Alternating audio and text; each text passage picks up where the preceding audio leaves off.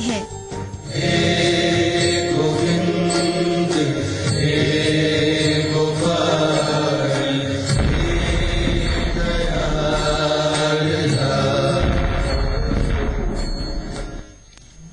नमस्कार, आप देख रहे हैं हमारी ये खास पेशकश कृष्ण की ब्रज भूमि, जो अब बनती जा रही है रेत की भूमि। ब्रज कृष्ण की लीला स्थली, देश विदेश के करोड़ों लोगों की आस्था का केंद्र। और शाम के वक्त अगर वृंदावन, गोकुल और गोवर्धन की गलियों में आरती की गूंज वहां पहुंचने वालों को रोमांचित किए बिना नहीं छोड़ती। लेकिन ब्रज खतरे में है। जहां कृष्ण की बांसुरी गूंजती थी, वहां अब डायनामाइट के धमाके गूंज रहे हैं। रोमांच की जगह वहां रहने वालों के चेहरे पर अब खौफ है। जी हां, कंस के खौफ से निजात दिलाने वाले कृष्ण की जमीन पर खान माफियाओं का आतंक है। इसी पर आप देख रहे हैं हमारी ये खास पेशकश।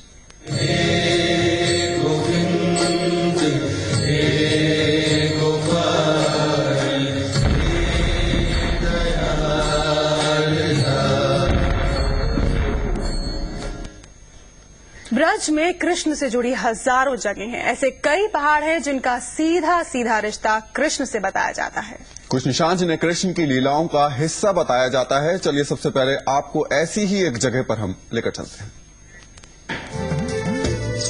अब आपको लेकर चलते हैं भरतपुर के करीब बसे कामा में, जहां है एक ऐसा पहाड़ जिसकी चोटी पर श्री कृष्ण के चरणों की छाप है। जी हां, जिसे देखकर आप हैरत में पड़ जाएंगे। चट्टानों पर बने भगवान श्री कृष्ण के 1.5 पैर।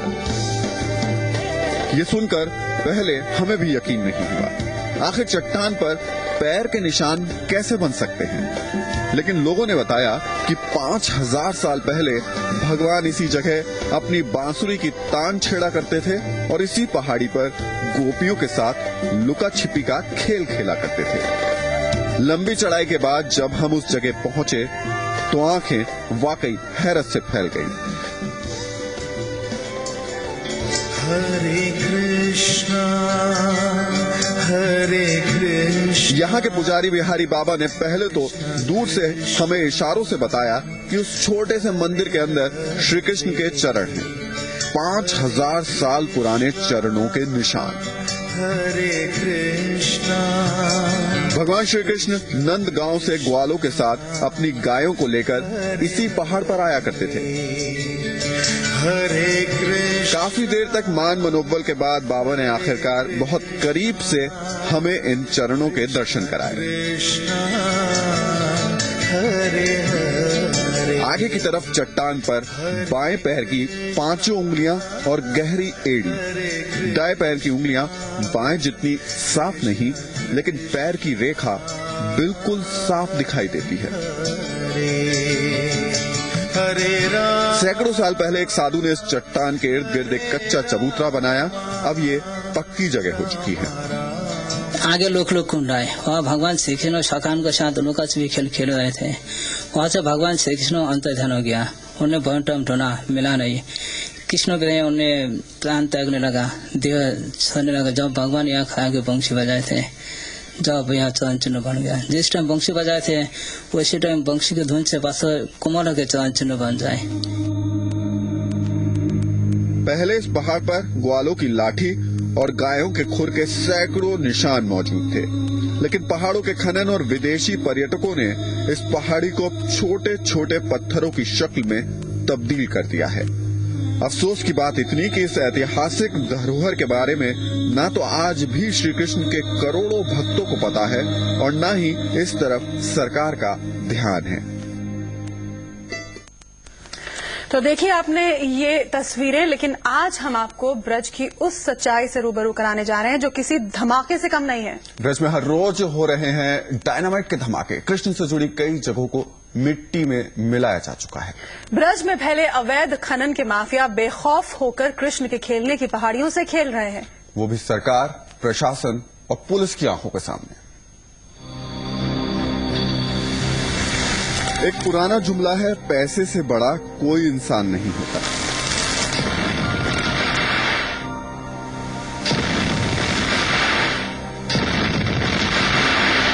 लेकिन इन धमाकों ने इस जुमले को बदल दिया है।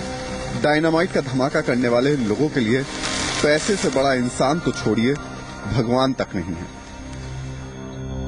राजस्थान में आने वाले ब्रज की ज्यादातर पहाड़ियों पर धमाकों की ये गूंज आम बात है।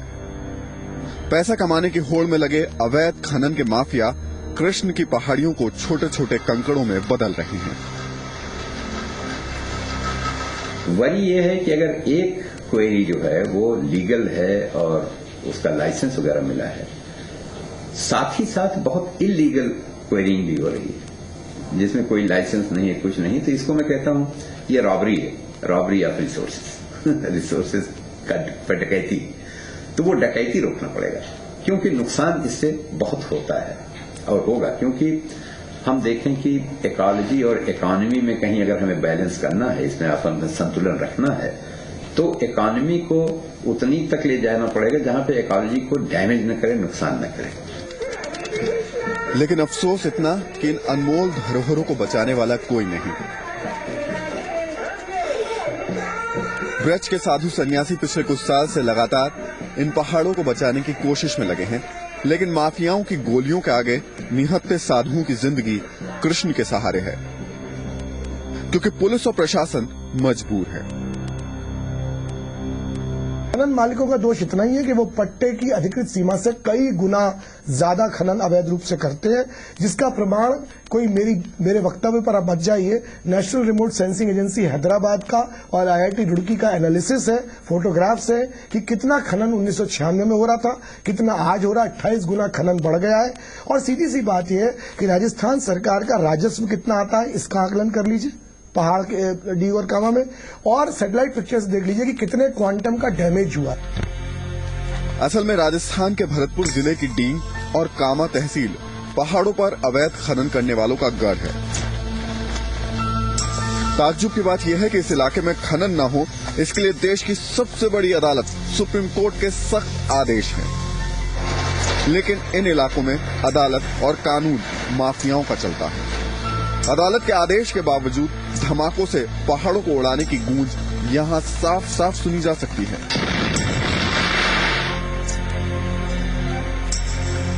यहां रहने वाले लोगों ने कई बार इस अवैध खनन के खिलाफ आवाज उठाने की कोशिश की, लेकिन ये आवाज डायनामाइट के धमाकों और माफियाओं की बंदूक के आगे हल्की पड़ गई। ये जो इलीगल माइनिंग हो रही है उससे वातावरण पर तो प्रभाव पड़ ही रहा है, उसके साथ साथ सबसे बड़ी जो आर्थिक हानि हो रही है राजस्थान सरकार को भी और उत्तर प्रदेश सरकारों को भी कि इससे हमारा एक तो इंफ्रास्ट्रक्चर दूषित हो रहा है, दूसरा हमारा जो तीर्थ में जाने वाले जो व्यक्ति हैं वो लोग नहीं पहुंच पा रहे।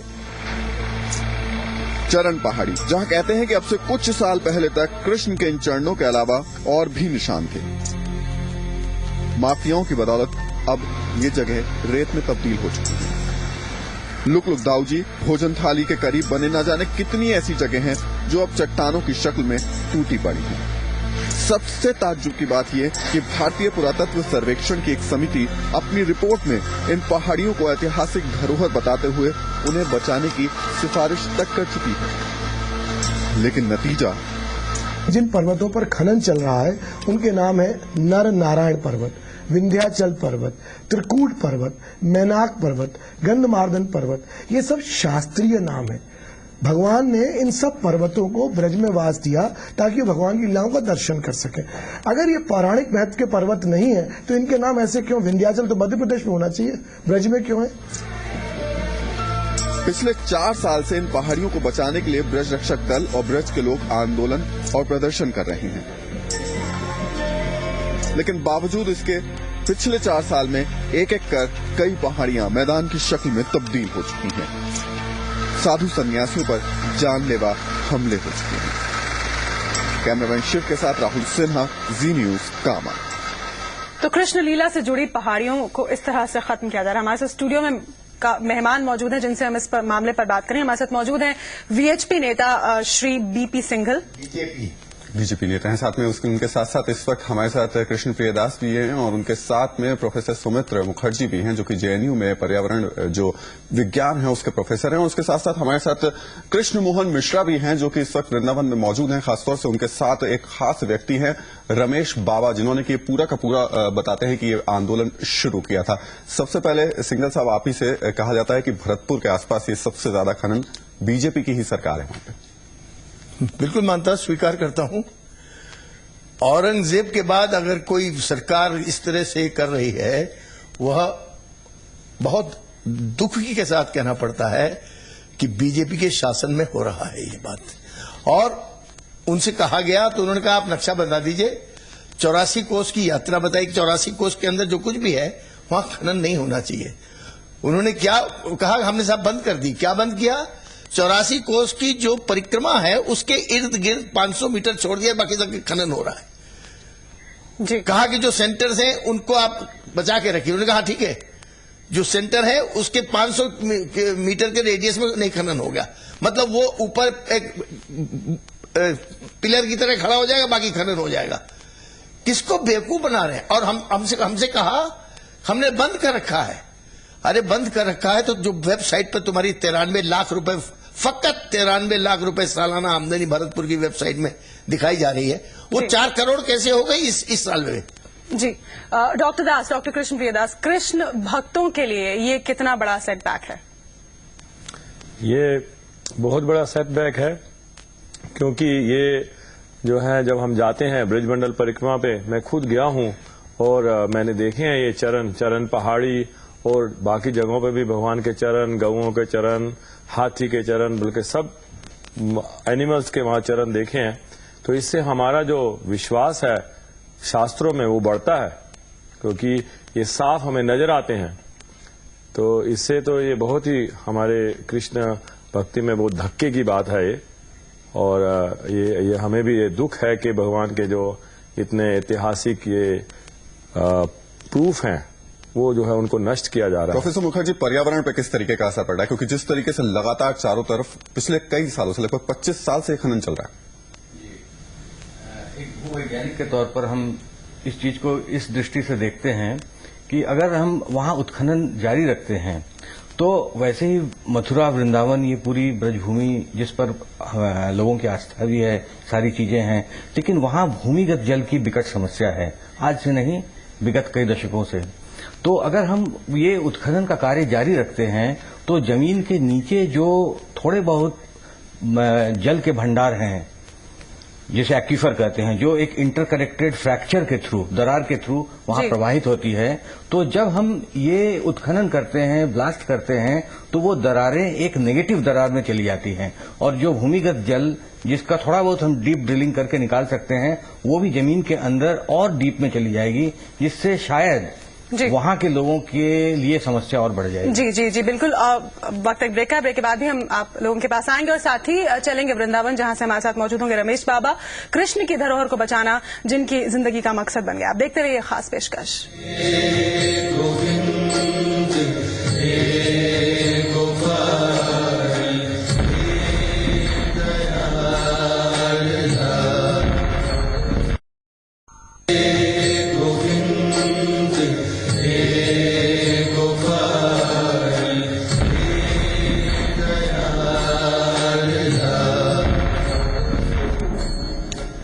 कृष्ण की ब्रजभूमि जो अब बनती जा रही है रेत भूमि। राहुल, आपका जो आपकी रिपोर्ट हमने ब्रेक से पहले देखी, उसमें उसके अंत में आपने ये कहा कि प्रशासन के हाथ बंद है, पुलिस किसने बांध रखे हैं? देखिए, बहुत साफ तौर पर बात करें तो सरकार ने सबसे पहले लाइसेंस दे रखा है, तो निश्चित तौर पर जब लाइसेंस हाथ में है तो फिर किसी तरीके की कोई कार्रवाई होगी नहीं। दूसरे जो हमें वहां पर सबसे ज्यादा आरोप सुनने को मिले वो ये कि प्रशासन और जो अवैध खनन करने वाले लोग हैं, जो माफिया हैं, उनके कहीं ना कहीं रिश्ते हैं बहुत गहरे, जिसकी वजह से बहुत खुलेआम इस तरीके का काम मिल रहा है। और ये बात आरोप न सिर्फ वहां के जो आम आदमी था वो लगा रहा था, बल्कि जो खान लाइसेंस लेकर जो खनन कर रहे हैं वो तक ये आरोप लगा रहे हैं। सिंघल साहब कुछ ऐसे अनुभव बता रहे थे। सिंघल साहब, मैं इतना कहना चाहता हूं कि इसमें पैसा चल रहा है खूब खुल करके।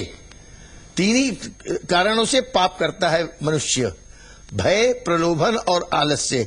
भय और आलस्य का सरकार के लिए कोई स्थान नहीं है, तो केवल मात्र प्रलोभन के कारण ये सब हो रहा है। तो गलती तो मानते हैं, कहते हैं हाँ गलत है, लेकिन रोक नहीं पा रहे। क्यों नहीं रोक पा रहे भाई?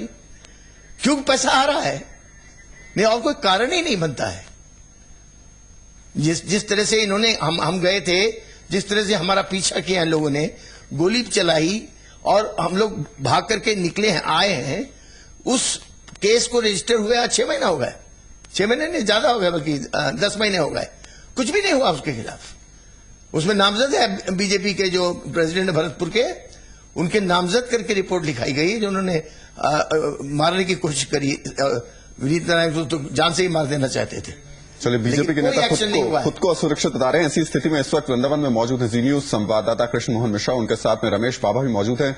कृष्ण मोहन, अगर वहां की स्थिति की बात करें तो किस तरीके से, जैसा देखने में आता है, बहुत ज्यादा मजबूत नेटवर्क है इन पूरे के पूरे माफियाओं का।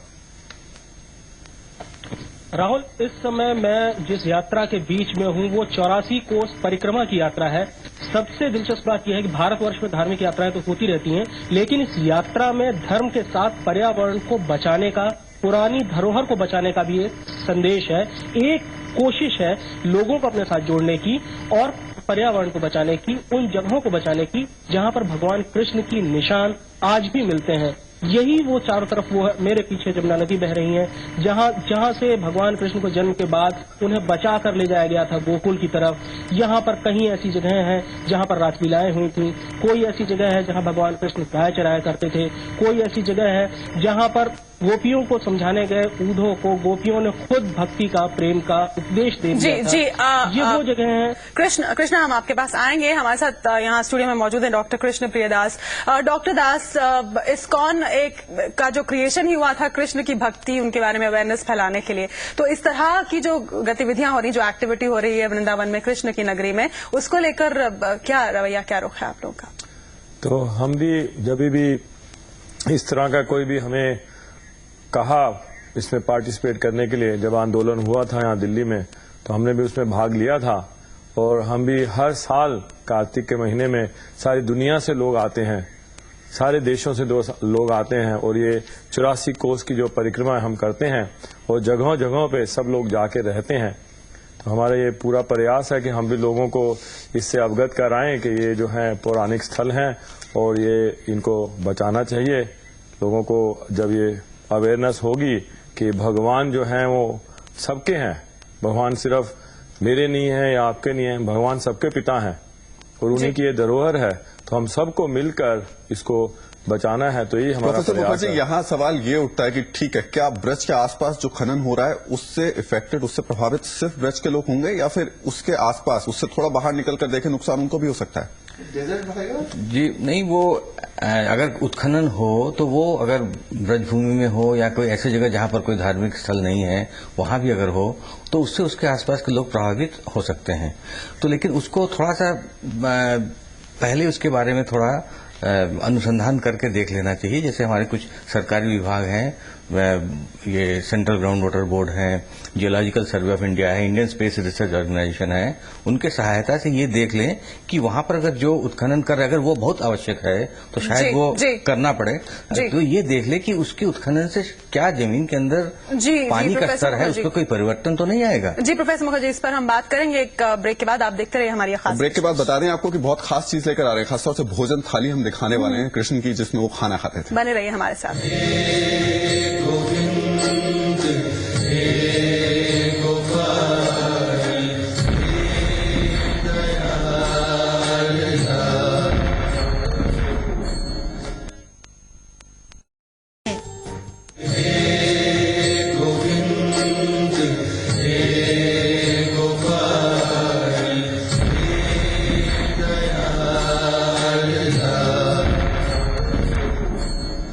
तो कान्हा की नगरी में अब गूंज रहे हैं धमाके, और इन धमाकों के बीच ब्रज के कुछ लोगों ने कुछ जगहों को जैसे तैसे बचा कर रखा है। ऐसी एक जगह है कृष्ण की भोजन स्थली। चट्टान पर बनी इस थाली को कृष्ण की थाली कहते हैं।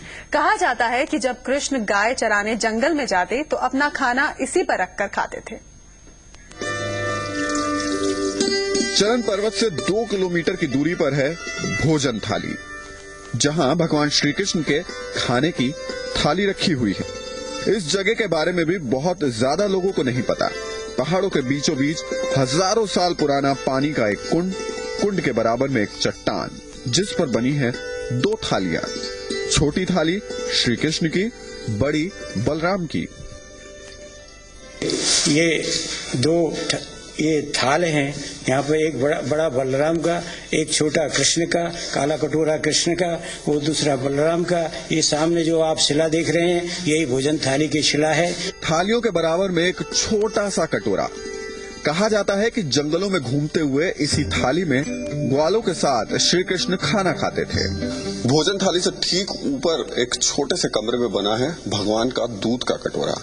यही वो कटोरा है जिसमें बैठकर भगवान श्री कृष्ण दूध पिया करते थे। श्री कृष्ण भस्मासुर राक्षस को मारने के बाद इसी जगह पर चोरी छुपकर दूध पी रहे थे।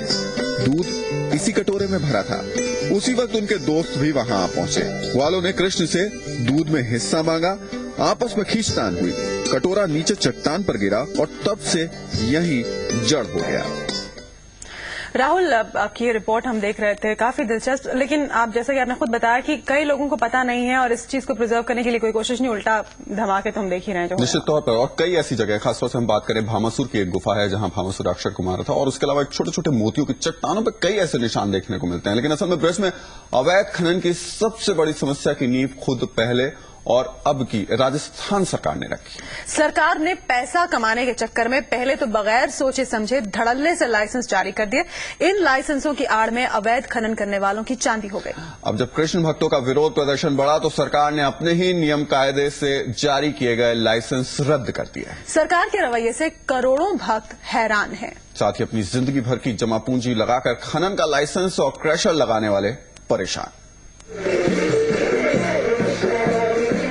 कहते हैं कि ब्रज 84 कोस की परिक्रमा कर ली तो समझ लीजिए सब पाप धुल गए। हर साल करोड़ों की तादाद में श्रद्धालु 84 कोस की परिक्रमा करने आते हैं, लेकिन रास्ते में आते हुए उन्हें हर साल पहले के मुकाबले कम पहाड़ नजर आते हैं।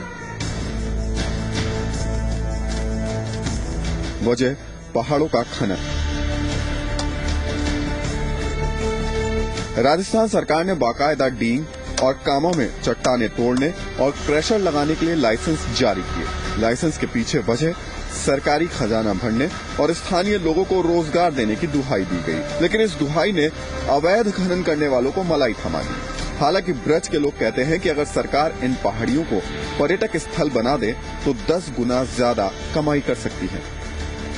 राज्य सरकार के स्तर पर निर्णय होने पर इसमें इससे अधोसूचित क्षेत्र के विकास के लिए एक कोष बनेगा, जिसमें 10% अतिरिक्त रॉयल्टी का भी प्रावधान और उसकी वसूली का भी प्रावधान रखा है, और जिससे सरकार को भी इस निर्णय के बाद में, निर्णय लेने के बाद में 70-80 करोड़ रुपए रॉयल्टी के रूप में प्राप्त होंगे और 300 और 400 करोड़ सेल टैक्स के रूप में प्राप्त होंगे। तो निश्चित रूप से लोगों को एम्प्लॉयमेंट भी मिलेगा। जब खनन बढ़ा तो ब्रज में इसका विरोध बढ़ा। दबाव में आई सरकार ने 17 खानों और कुछ स्टोन क्रशर्स को बंद कर दिया। वजह बताई गई कि ये सब के सब 84 कोस की परिक्रमा के दायरे में आते हैं। सरकार की इस नाइंसाफी के खिलाफ इन लोगों ने अदालत का दरवाजा खटखटाया और अदालत से स्टे लेकर अपना काम फिर से शुरू कर दिया। अवैध वाले तो भाग जाते हैं, तो उनकी तो आइडेंटिफिकेशन नहीं होती है। वैध वालों की तो आइडेंटिफिकेशन है, इसलिए तो उनको तो चाहे जब बुलाकर कुछ भी मतलब आरोप लगा सकते हो। मजे की बात यह है कि स्टोन क्रशर और खनन करने वाले खुद आरोप लगाते हैं कि प्रशासन की मदद से इस इलाके में चट्टाने तोड़ने का गैर कानूनी कारोबार खुलेआम चल रहा है, जिसका खामियाजा उन्हें भुगतना पड़ता है। असल में सरकार थोड़े से इलाके में कुछ स्टोन क्रशर और खान बंद करके ब्रज के लोगों को खुश करना चाहती थी, लेकिन फिर मजे की बात ये कि वो खनन को बंद कर बाकी लोगों को नाराज भी नहीं करना चाहती, यानी चित भी अपनी और पट भी अपनी। 84 कोस की परिक्रमा मार्ग जो है, जो ऐसा कोई एथोराइज नक्शा नहीं होने के बावजूद भी जो साधु संतों के द्वारा जो नक्शा प्रस्तावित किया गया उसको मानते हुए उस 84 कोस परिक्रमा के दोनों तरफ जो माइंस है इसको बंद करने का निर्णय राज्य सरकार ने अपने स्तर पर 2005 में लिया। लेकिन सवाल उठता है कि बाकी जगहों का क्या होगा? क्या 84 कोस की परिक्रमा में आने वाले स्टोन क्रशर और खनन को बंद कर देने से ब्रज की सारी धरोहरें बच जाएंगी? कैमरामैन शिव के साथ राहुल सिन्हा, जी न्यूज, कामा, भरतपुर। हमारे साथ बात करने के लिए खास मेहमान स्टूडियो में मौजूद है। वृंदावन से हमारे साथ खास मेहमान है। स्टूडियो में हमारे साथ हैं बीजेपी नेता श्री सिंघल, बीपी सिंघल, और वृंदावन से हमारे साथ रमेश बाबा, जिन्होंने मुहिम ही बना ली है इस सब के खिलाफ। प्रोफेसर भट्टाचार्य भी इस वक्त हमारे साथ बने हुए हैं और लगातार जिस तरीके से सबसे पहले हम बात कर रहे थे शीतल की, रमेश बाबा जो खासतौर से इस आंदोलन से जुड़े हुए हैं और सबसे पहले शुरुआत करने वाले थे, कृष्ण मोहन के साथ में इस वक्त रमेश बाबा हैं। कृष्ण मोहन, सबसे ज्यादा दिक्कत 4 साल से लगे हुए उसके बावजूद भी रोक नहीं पा रहे हैं रमेश बाबा वहां पर। देखिए, ये सारी चीजें आपने खुद देखा, आपने अपनी रिपोर्ट्स में जिक्र किया कि संगठित माफिया है, उनके खिलाफ मुट्ठी भर लोग हैं, श्रद्धालु हैं और उनके अंदर सिर्फ एक भावना है कि किसी भी तरह इन सारी चीजों को इनको रोका जाए और इन निशानियों को बचाया जाए। हमारे साथ रमेश बाबा जी खुद हैं। ये पूरे संघर्ष की कहानी हम उन्हीं से जानते हैं। बाबा जी, कब से ये चीज आपने शुरू की, कब से आपके दिमाग में ख्याल आया, कितने दिन हो गए ये काम को करते? बहुत पहले जब संपूर्णानंद जी चीफ मिनिस्टर थे यहाँ के यूपी के, तब वो आए थे, करीब 40-45 साल पुरानी बात है। तब ऊंचे गांव का पहाड़ टूट रहा था। जब मैंने उनसे कहा था तो उन्होंने मान लिया था, बंद कर दिया था। उसके बाद यहाँ कामा में जब बहुत खनन चला तो हमारे पास सुंदरलाल बहुगुणा जी हैं, वो आए और उनके साथ साथ लोकोत्थान समिति के वंशीधर आदि बहुत सदस्य थे। उन्होंने कहा ये सब नष्ट हो रहा है बाबा, आप क्यों नहीं करते हो, आप नहीं मरोगे तो कौन मरेगा। तो उन्होंने ले जाकर के मुझे पहाड़ पर बैठा दिया धरना देने के लिए। मैं बैठ गया वहाँ, कई दिन बैठा रहा, दिन रात पानी भी बरसा वहाँ। फिर 8-10 दिन बाद वो कुछ लोग गोली मारने आए, लेकिन वो मार नहीं पाए क्योंकि हमारे साथ अखंड कीर्तन चल रहा था, लोग बहुत थे। उसके बाद फिर बंद कर दिया गया। फिर इसी तरह से कभी बंद कर देते चलाते हैं, कभी बंद कर देते चलाते हैं, ऐसा क्रम चल रहा है। अभी जो ये 84 कोस की आप ये यात्रा निकालते हैं, इसके दौरान आप लोगों को इस मुहिम में कैसे जोड़ते हैं आप अपने साथ? मैं उनको वहाँ का महत्व सुनाता हूँ और साथ साथ पर्यावरण की भी बातें बताता हूँ। केवल ये एक धार्मिक ही कृत्य नहीं है कि जैसे राजस्थान का ये रेगिस्तान बढ़ रहा है, ये पहाड़ों ने रोक रखा है, तो जी कृष्णा, बहुत सी बातें मैं उनको बता। कृष्णा, हमने सुना है कि रमेश बाबा अपने भजनों के जरिए इसे लेकर अवेयरनेस फैलाते हैं। हम चाहते हैं कि उसका कुछ दर्शकों को भी हमारे दिखाएं, वो किस तरह से इसे लेकर अवेयरनेस फैला रहे हैं। स्टूडियो चाहता है कि आप कुछ ऐसी चीजें हमारे दर्शकों को बताएं और उसके जरिए आप ऐसी कोई पद ऐसा सुनाएं कि जिससे इस जगह का कोई महत्व हमारे सारे दर्शकों को पता लगे और वो समझें कि क्या चीज है जो नष्ट हो रही है। देखो भाई, जैसे लाल किला तोड़ दिया जाए तो उसके पीछे सारा इतिहास नष्ट हो जाएगा, वैसे ही जितने स्थल हैं सांस्कृतिक स्थल हैं और इनका प्रमाण है। जैसे श्रीमद् भागवत में आता है कि दध्योदनम समानीतम शिलायाम सलिलांतके संभोजनैर्बुभुजै गोपै संकर्षणान्विता। ये श्रीमद् भागवत दशम स्कंद का श्लोक है 20वें अध्याय का, कि वहाँ दधी और ओदन चावल लाया गया शिलायाम सलिलांतके, और वहाँ शिला पर ही रख करके वहाँ पास में पानी भी थी। संकर्षण बलराम आदि ने भोजन किया। क्वचित वनस्पति क्रोड़े गुहायां चाभिवर्षति, और वर्षा काल में गुफाओं में बैठ करके श्री कृष्ण रेमे भगवान वहाँ रमण भी करते, भोजन भी करते। ऐसा भागवत में प्रमाण है, गर्भ संहिता में भी है। और शिला पखारो भोजन कीजिए, महापुरुषों ने ये पद का। इसको क्या गा के बता सकते हैं? हाँ, अवश्य। श्याम सुंदर कह रहे हैं, सखाओ शिला पखारो भोजन कीजिए, शिला पखा।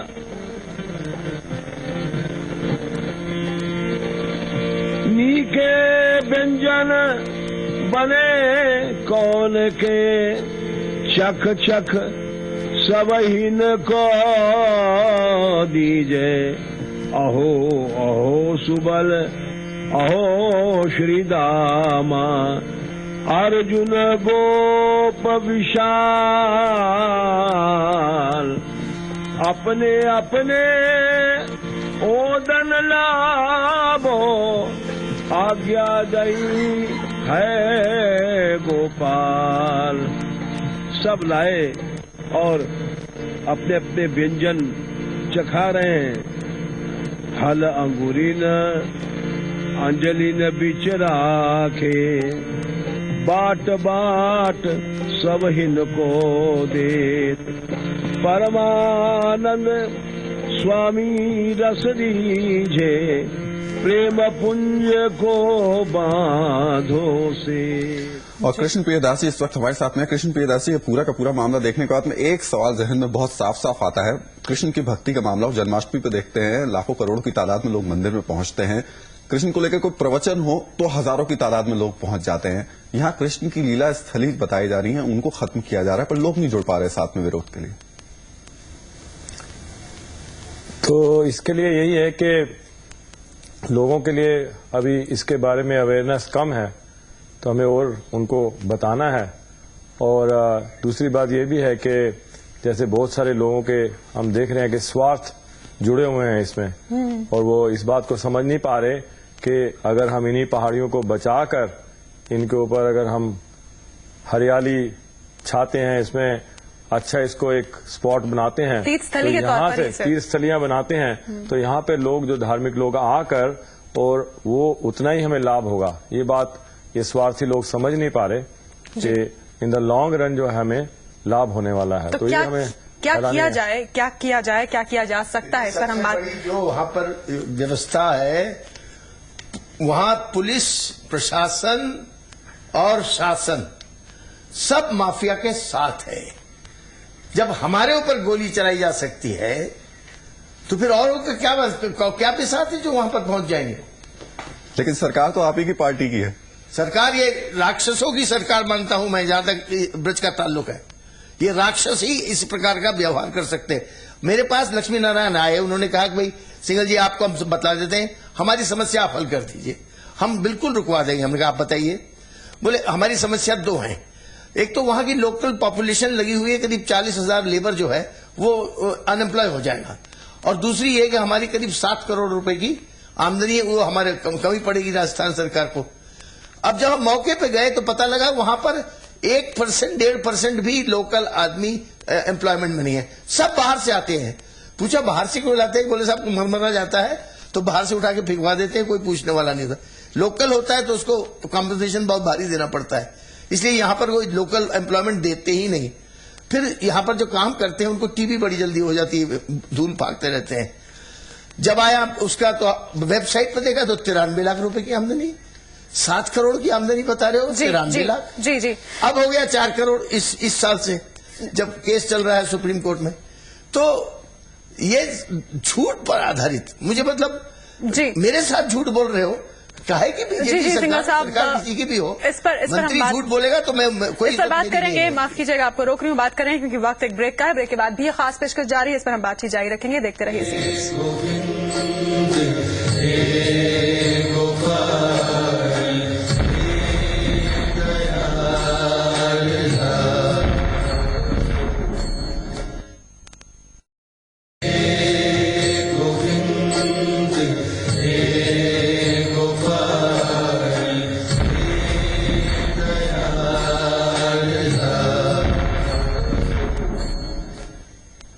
कृष्ण की ब्रजभूमि जो अब बनती जा रही है रेत भूमि, अवैध खनन की वजह से। हमारे साथ मेहमान हमारे मौजूद हैं। प्रोफेसर मुखर्जी, इस तरह के अवैध खनन से पर्यावरण जो है उस इलाके का, उसको क्या नुकसान पहुंचेगा? ब्रेक से पहले आप बता रहे थे।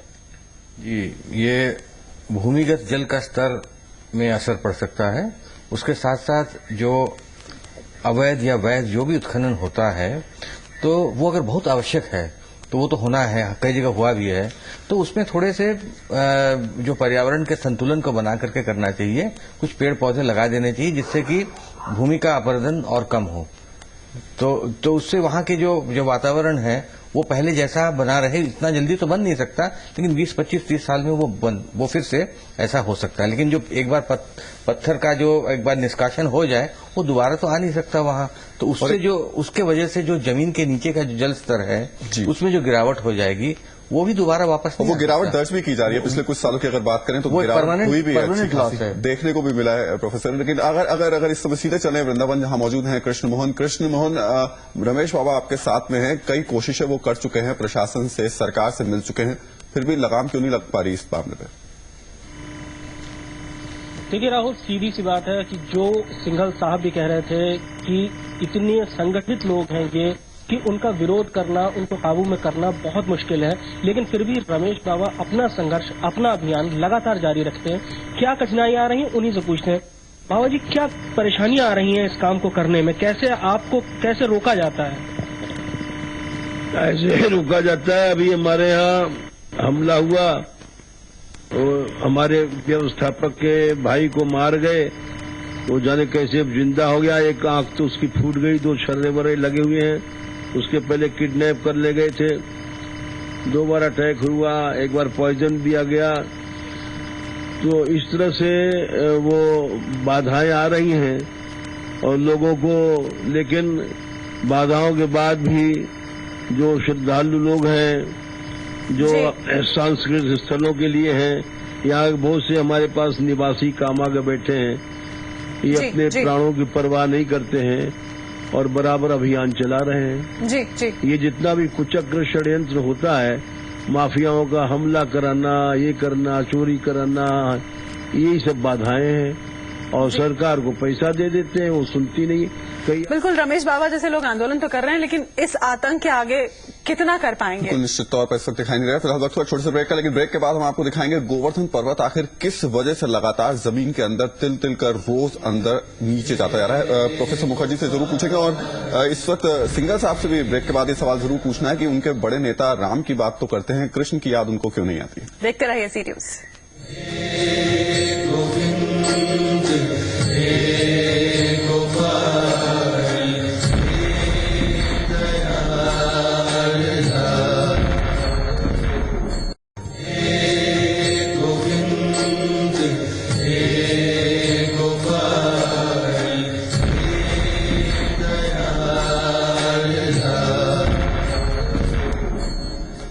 तो ब्रजभूमि में अब गूंजते हैं धमाके और इन सबका असर अब अनमोल धरोहरों पर दिखना शुरू हो गया है। कृष्ण से जुड़े कई पहाड़ या तो चट्टान की शक्ल में है या फिर गोवर्धन जैसा पर्वत जमीन के अंदर समा रहा है। आखिर क्यों गोवर्धन पर्वत जमीन के नीचे जा रहा है?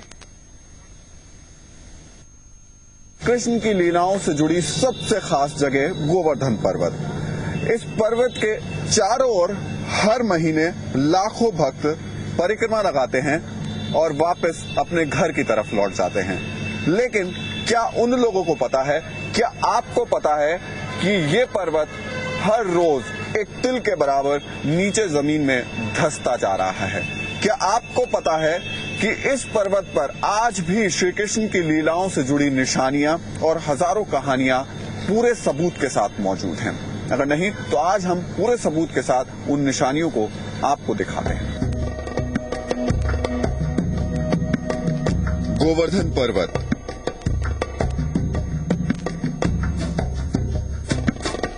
गिरिराज, पर्वतों का राजा, इसके कई नाम हैं।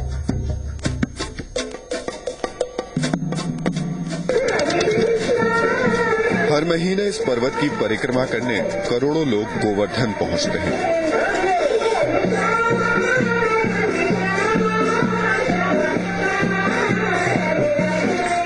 आस्था और उम्मीद के साथ 21 किलोमीटर की परिक्रमा कोई पैदल चलकर पूरी करता है तो कोई जमीन पर लेटकर। लेकिन उन करोड़ों लोगों को शायद ये नहीं पता कि गोविंद का ये गोवर्धन श्राप लिए तिल तिल जमीन में धंस रहा है। सुनकर आपको ताज्जुब होगा, लेकिन ये सच्चाई है। ऐसी सच्चाई जो किसी अंधविश्वास की कहानी से जुड़ी हुई नहीं है। ये सच है, गोवर्धन पर्वत हर रोज जमीन में समाता जा रहा है। इसे समाते हुए यहां रहने वाले उन पढ़े लिखे नौजवानों ने देखा है जो अब धर्म से ज्यादा विज्ञान पर भरोसा करते हैं। और लगातार जब वहां पर लोगों से बात हुई तो लोगों ने बताया कि 30 साल पहले जो गोवर्धन की ऊंचाई हुआ करती थी अब वो उससे काफी कम हो रही है। लेकिन ब्रज में हो रहे पहाड़ों की खुदाई न सिर्फ कृष्ण भक्तों की आस्था को ठेस पहुंचा रही है बल्कि पर्यावरण को भी भारी नुकसान पहुंचा रही है। धमाकों से हो रहे प्रदूषण से लाखों लोगों की जिंदगियां दांव पर हैं, लेकिन सरकार बेपरवाह है क्योंकि उसे करोड़ों रुपयों की फिक्र है। उधर भूवैज्ञानिक कह रहे हैं कि ब्रज के इलाके में अब जरूरत से ज्यादा खनन हो चुका है। ब्रज की रज यानी मिट्टी का हिंदू धर्म में खास महत्व है। कहते हैं कि अगर उसे शरीर से लगा लें तो हर रोग दूर हो जाता है। लेकिन ब्रज के पहाड़ों की मिट्टी अब दमा जैसी कई जानलेवा बीमारियों की वजह बन रही है। वजह है इस मिट्टी में बारूद का मिला होना। भूवैज्ञानिक मानते हैं कि अवैध खनन से सबसे ज्यादा खतरा आसपास रहने वाले लोगों की सेहत को है। बहुत ज्यादा है मौसम में, इसमें आसमान में, तो उसका मौसम पे भी असर पड़ेगा, आपकी बिल्डिंग पे असर पड़ेगा, लोगों की हेल्थ पे असर पड़ेगा, आपके व्हीकल्स पे असर पड़ेगा, बहुत सारी चीजों पे असर पड़ेगा। उससे तो हम बच नहीं सकते। भूवैज्ञानिक ये भी मानते हैं कि खनन के बाद सबसे ज्यादा प्रदूषण पीने के पानी में हो रहा है। यही नहीं, खनन के बाद खाली हुई जगह पर जमा होने वाला पानी सैकड़ों खतरनाक बीमारियों को दावत दे रहा है। अगर पहाड़ खत्म हो जाएंगे तो भगवान की लीला स्थली समाप्त होंगी, पर्यावरण का इतना भारी नुकसान होगा, सब सॉइल वाटर खत्म हो जाएगा, ग्रीन कवर खत्म हो ही रहा है, वन्य जीवन समाप्त हो रहा है, राजस्थान का रेगिस्तान बढ़कर ब्रज में आ जाएगा, वर्षा का गिरना कम हो जाएगा, हर तरह से तबाही मचेगी। और वो राजस्थान जहां चारे का संकट है, जहां चारे का इतना भारी संकट है, इन पर्वतों पर चारा उपलब्ध हो सकता है। लेकिन ये फर्क शायद यहाँ रहने वालों को उतना साफ साफ दिखाई न दे। लेकिन इस खनन ने सबसे बड़ा नुकसान यहाँ की खेती को पहुंचाया है। पिछले कुछ साल से ब्रज के इलाके में औसत से कई गुना कम बरसात हुई है। यही नहीं, खनन के बाद पहाड़ों से नीचे आने वाली मिट्टी ने खेत के खेत बर्बाद कर दिए। वन जीव समाप्त हो रहे हैं। इस जो प्रदूषण हो रहा है उसका इतना बड़ा प्रभाव हुआ है वातावरण के ऊपर में। आज 25 साल से जब से ये खनन शुरू हुआ है, जैसे यहाँ के ब्रज से वर्षा ने मुंह मोड़ लिया है, 25 साल से बारिश नहीं हो रही। यहाँ का जो जल का स्तर है वो पहले 10 फुट पे हुआ करता था, 5 फुट पे हुआ करता था, आज वो जल स्तर घट के नीचे 150 फुट 200 फुट पे चला गया है। जल की यहाँ बड़ी भयंकर कमी हो गई है, वातावरण वर्षा नहीं हो रही है, किसान परेशान है। आज इससे ये समझिए कि आज हमारा जनजीवन बिल्कुल अस्त व्यस्त हो गया है। ताज्जुब इस बात का है कि ब्रज में होने वाले खनन को लेकर केंद्रीय प्रदूषण नियंत्रण बोर्ड भी अपनी नाराजगी जता चुका है। लेकिन बोर्ड के अफसर नाराजगी जताकर अपने दफ्तरों में अब आराम से बैठे हैं। अवैध खनन माफिया खुलेआम घूम रहा है और ब्रज के लोग जिंदगियां दांव पर लगाकर सरकारी तंत्र की मार झेल रहे हैं। कैमरामैन शिव के साथ राहुल सिन्हा, जी न्यूज, कामा। और इसी पर हम बात करें अपने मेहमानों से। सिंघल साहब, इससे बड़ी विडंबना क्या होगी कि ब्रज की रज से अब दमा पैदा हो रहा है, बीमारियां हो रही हैं और सरकार जो है उसका ये कहना है कि आम लोगों के लिए ही, उनको रोजगार देने के लिए ही खनन की ये गतिविधि जो है हो रही है। नहीं, इन्होंने मुझसे कहा था कि करीब 40,000 लेबर लगी हुई है साहब, उनको हम कहाँ लेके जाएंगे अगर बंद करा दें। जब वहां पहुंचे तो पता चला कि वहां पर 40,000 छोड़ो, वहां 4,000 भी वहां के लोकल लोग नहीं लगते। लोकल लोग इसलिए भी नहीं रखते कि वहां पर ज्यादा काम करने से तपेदिक हो जाती, और वो लोग भी लोकल लोगों को रखना नहीं पसंद करते, क्योंकि अगर मर जाए तो उसको कंपनसेशन बहुत मोटा देना पड़ता है। तो ये बिल्कुल असत्य बात हमको कही गई। हमने लगा कि अभी 40,000 आपकी अगर अनएम्प्लॉय हो जाएगी तो ये वास्तव में राजस्थान सरकार के लिए एक समस्या है जिसका हल हमारे पास होना चाहिए, इसके पहले कि हम डिमांड करें आप बंद करो। पर वो बिल्कुल मिथ्या बात निकली। दूसरी बात उन्होंने कहा हमको नुकसान होगा। 93 लाख की टोटल आमदनी उनकी थी। वेबसाइट पर जब देखा हमने, कहां से तुम्हारी 7 करोड़ की आमदनी गायब हो गई। आज भी उनकी 4 करोड़ की आमदनी दिखाई गई। अब इसका मतलब ये हुआ कि जब हम बात कर रहे थे आज से 1 साल पहले, तब से लेकर के 93 लाख से 4 करोड़ हो गई, अर्थात आपका खनन उसी अनुपात में बढ़ा है, तभी तो आमदनी बढ़ी और दुनिया को दिखा रहे हैं कि हमने रोक रखा है। प्रोफेसर मुखर्जी, गोवर्धन पर्वत लगातार नीचे जा रहा है, कहीं इसकी बड़ी वजह ये तो नहीं कि आसपास जिस तरीके से लगातार खनन हो रहा है? नहीं, जैसे गोवर्धन पर्वत नीचे जा रही है, उसका एक कारण ये हो सकता है कि जो प्लेट टेक्टोनिक हाइपोथेसिस है उसके तहत ये हमारी पूरी जो क्षेत्र है, जैसे ये आपका जो भारतीय भूभाग है उसके साथ ये 5 से 6 सेंटीमीटर प्रति वर्ष ये खिसक रही है पूर्वोत्तर दिशा में।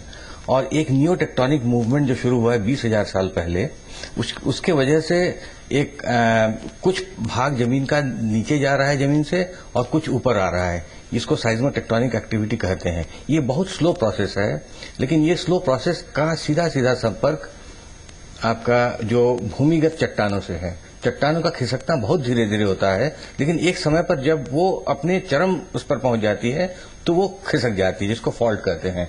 और वो फॉल्ट का सरफेस में जो उसका जो वो होती है, जो धरती के ऊपर जो उसका परिमापन किया जाता है, उसे भूकंप कहते हैं। जी जी, डॉक्टर दास, जिस तरह से ब्रजभूमि की जो हालत देख रहे हैं आप और रिपोर्ट्स में आपने देखी, लोगों को बीमारियां हो रही हैं, जितनी भी कृष्ण से जुड़ी धरोहर है वो सबका नाश हो रहा है, तो काफी कहीं दिल के अंदर चोट ठेस पहुंचती है कृष्ण भक्त होते हुए। यस, और ये कलयुग का प्रभाव है।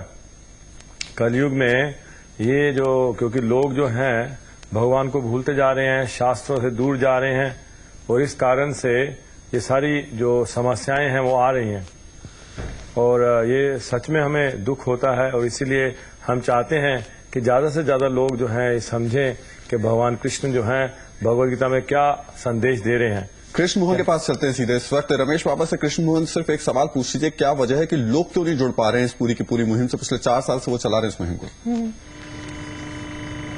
इस यात्रा में इस समय जहां पर मैं खड़ा हूं उसमें कम से कम 10,000 लोग हैं, लेकिन ये कार्यक्रम क्यों उतनी रफ्तार नहीं पकड़ पा रहा? जैसे इन्होंने बताया कि इस कार्यक्रम की शुरुआत सुंदरलाल बहुगुणा के प्रेरणा से हुई थी। चिपको आंदोलन उत्तराखंड में काफी सक्सेसफुल रहा, काफी कामयाबी के साथ वो खत्म हुआ और उसने अपना लक्ष्य भी काफी हद तक जारी किया। रमेश बाबा जी, आप ये बताएं कि ये इस आंदोलन से लोग इतना ज्यादा जुड़ क्यों नहीं पा रहे हैं, जबकि ये क्षेत्र है, ये धार्मिक मुद्दा भी है, पर्यावरण का भी मुद्दा है, कितने लोगों का भी आप अपने साथ जोड़ पाए?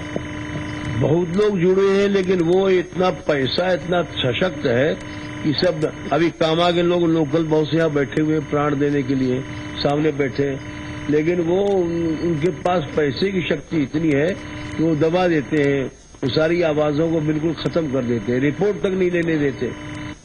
जो लोग जाते हैं थाने में रिपोर्ट करने, उनको रिपोर्ट नहीं लगती है।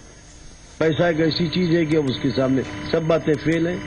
जी, आपने तकनीक का भी, इंफॉर्मेशन टेक्नोलॉजी का भी आपने सहारा लिया है। इन चीजों के वीडियो फुटेज भी आपने लोगों को मेल में भेजे हैं, उसमें देश विदेश में लोग के किस तरह से उस पर रिस्पांस दे रहे हैं, क्या प्रक्रिया रहती लोग? ये आप हमारे पास बैठे हैं नाराइज अमेरिका के, से पूछ सकते हैं वहाँ कितना बड़ा कार्य हो रहा है, कितनी बड़ी जागृति हो रही है। जी जी बिल्कुल, ये तमाम हमारे मेहमान हमारे साथ बने रहेंगे। वक्त एक ब्रेक का है, खतरे में है कान्हा की नगरी, खास पेशकश जारी, आप देखते रहिए ज़ी न्यूज़।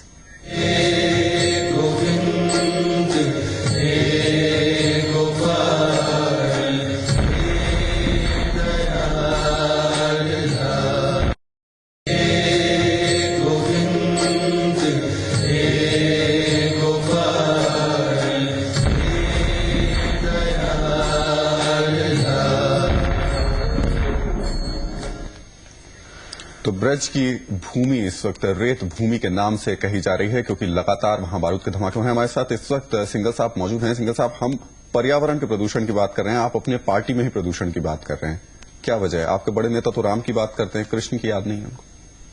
नहीं, देखिए, ये राम की बात तो अपनी जगह शुरू हो चुकी बहुत पहले, लेकिन कृष्ण की बात ये पहले, ये अभी तो शुरू हुई इनकी ना। हमारे बड़े भाई साहब अशोक सिंघल जी ने और गिरिराज जी तो 3 दफे स्वयं जा चुके हैं उनके पास, वसुंधरा जी के पास, कि आप इसको कृपा करके बंद कराइए।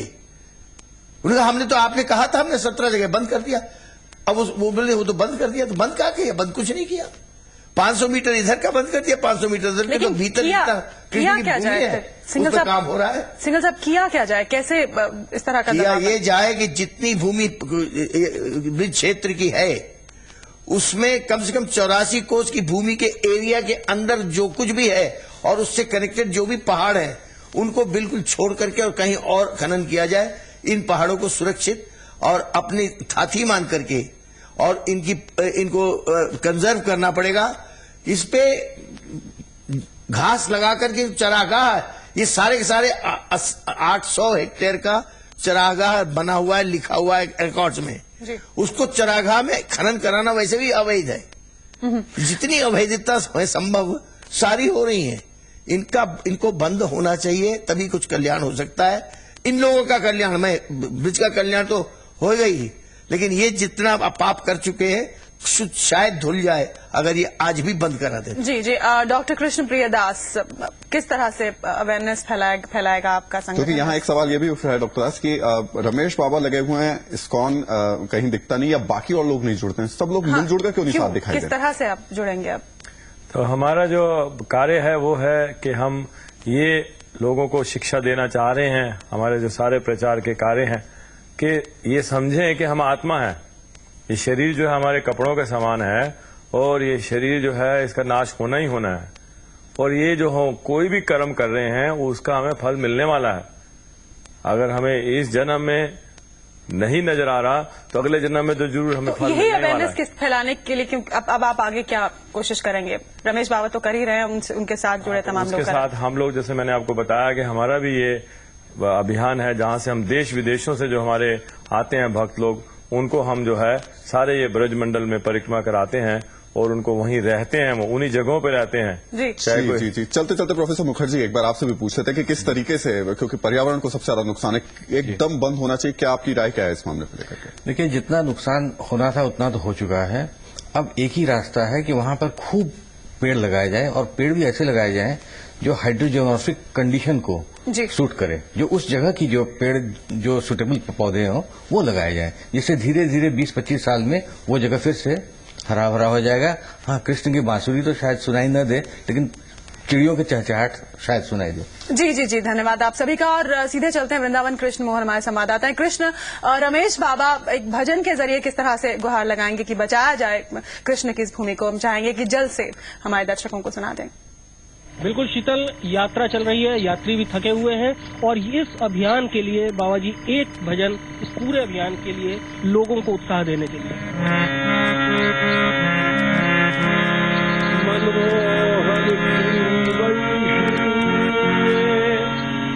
भैरव स्वर गुंजारा है,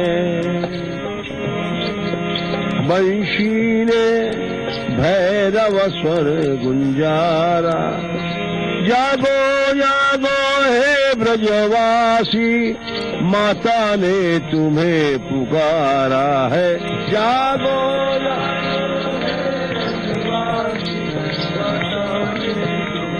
ये आ जागो।